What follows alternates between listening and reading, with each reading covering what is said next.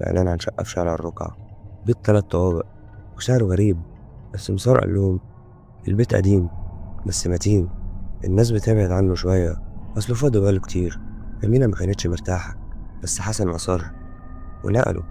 أول ما دخلوا ليلى وقفت قدام أوضة في آخر الطرقة وسكتت خالص. فجأة قالت في صوت بيندهلي بيقول لي ادخلي.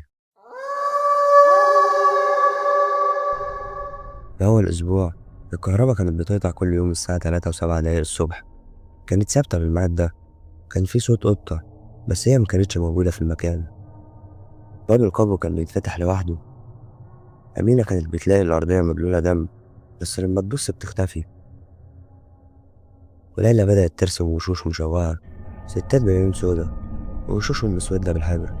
في يوم ليلى لقت دمية مش بتاعتها، قالت هي قالت لي خليها معايا، دي لعبتها المفضلة اسمها جنى. أمها كل مرة ترمي الدمية تلاقيها تاني يوم في نفس المكان. حسن بقى يصحى على صوت خربشة على باب الأوضة، يسمع حد بينزل السلم